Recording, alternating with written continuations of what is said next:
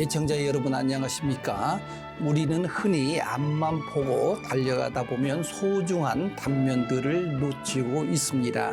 하지만 여기 화려한 앞모습 대신 삶의 그늘진 뒷모습을 들여다보고 익숙한 풍경 속에서 사랑의 빛을 길어 올리신 분이 있습니다. 배효석 작가님이십니다.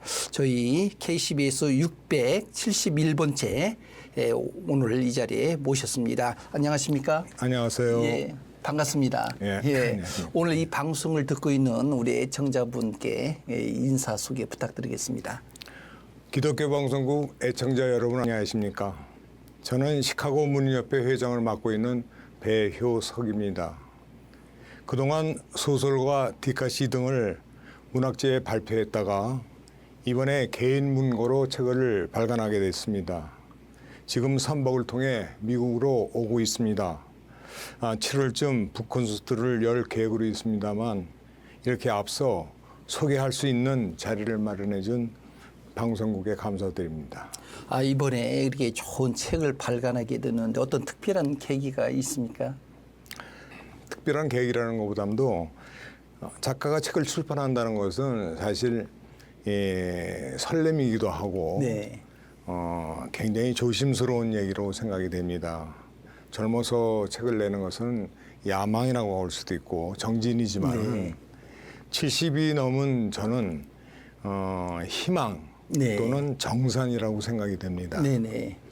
그래서 제 책 제목이 생의 민낯 사랑의 빛으로 물들다입니다. 이 네. 제목처럼 지금까지 저와 인생을 같이 한 곳곳에 스며 있는 사랑을 찾아내는 작업으로서 이 작업을 하다 보니까 나는 참 은혜를 많이 받았구나 네. 라는 생각이 들었습니다. 네. 그 일부의 그 핵심 키워드가 인생의 쓴맛 그런 의미를 가지고 있는데 사실 우리 작가님이 그 오랫동안 이 금융계에 몸담으셨고 또 20년 전에 이 미국으로 오시면서 이 삶의 여러 가지 변화를 아마 겪으신 걸로 알고 있습니다. 참 이런 인생의 궤적들이 삶의 그늘진 뒷모습과 이 쓴맛을 디카시를 이제 포착을 해내는데 어떤 정서적 밑거름이 됐는지 참 궁금합니다.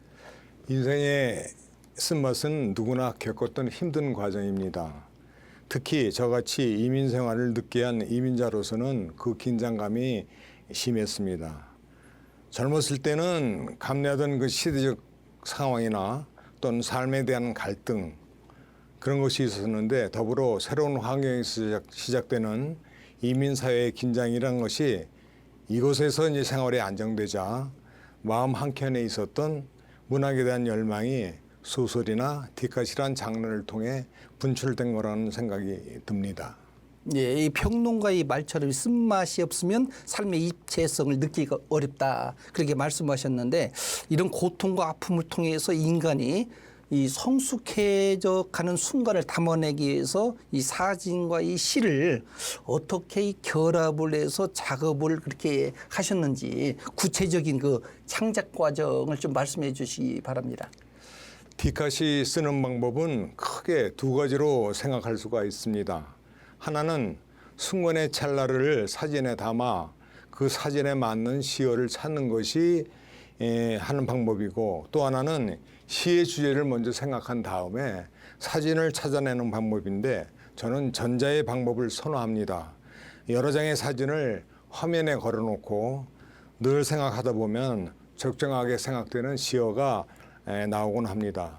디카시는 왜? 라는 생각을 늘 갖다 보면 예기치 않은 곳에서 디카시의 포인트를 찾을 수가 있습니다. 네.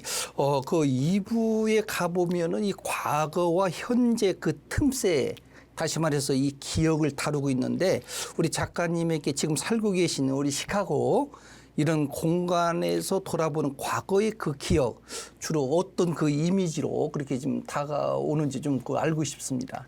제 책 2부에 기억의 창가에 머무는 소리에 수록된 12편의 시는 그리움, 이별, 마지막 인사, 추억 등 떠난 것에 대한 생각했던 추억들이 제 마음 깊은 곳에 숨어있는 비밀의 정원에서 끄집어낸 과거의 이미지들입니다. 네. 그걸로 이제 이미지를 만들어 창출하는 것이죠. 네. 그 3부에서 보면 또 이게 그 사랑의 빛에서 사랑의 그 매개체가 소개되고 있는데 그럼 어떤 무엇을 의미하고 있는지 또 이를 통해서 독자들에게 뭔가 좀 전하고 싶은 사랑의 또 본질이 뭔지 그 좀 궁금해요.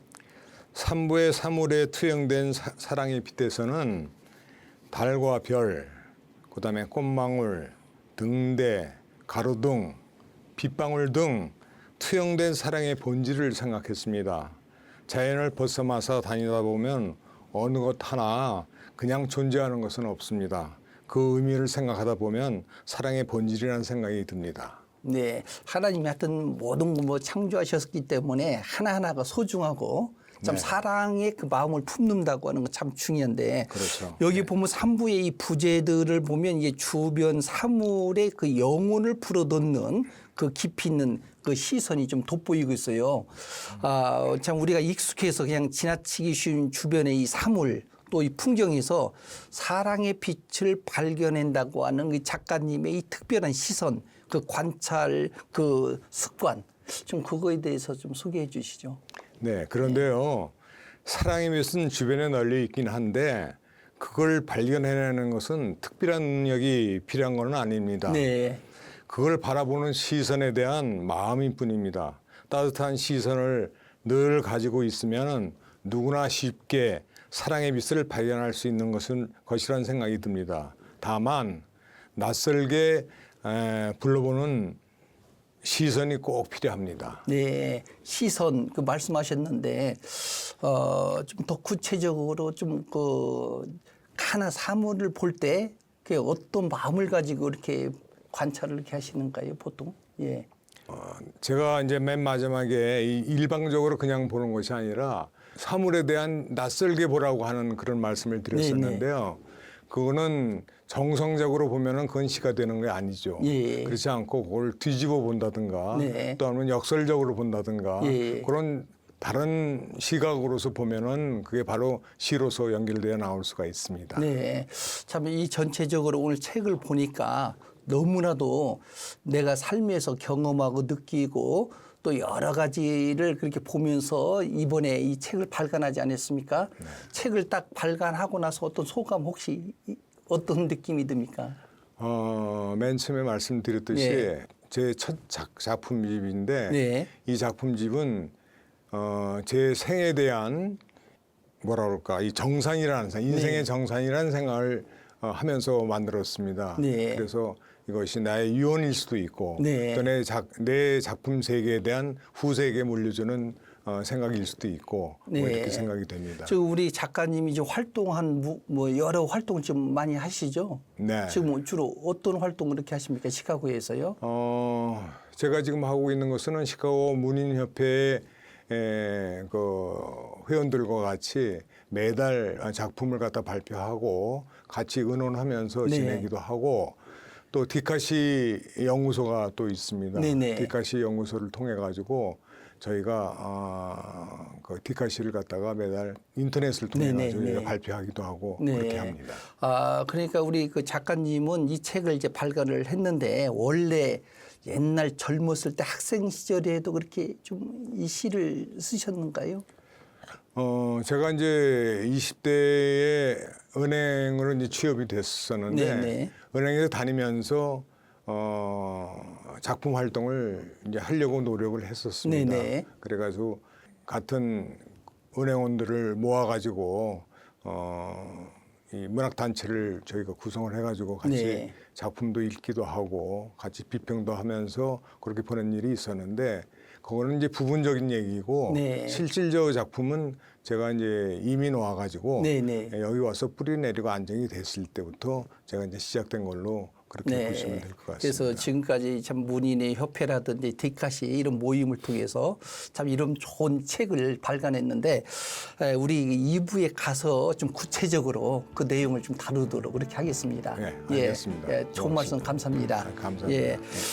오늘 방송이 애청자 여러분들께도 참 익숙한 일상 속에서 잊고 지냈던 그 사랑의 빛을 발견하는 그런 작은 계기가 되었기를 소망합니다. 저는 다음 이 시간에 뵙겠습니다. 진행의 김영문 목사였습니다. 감사합니다.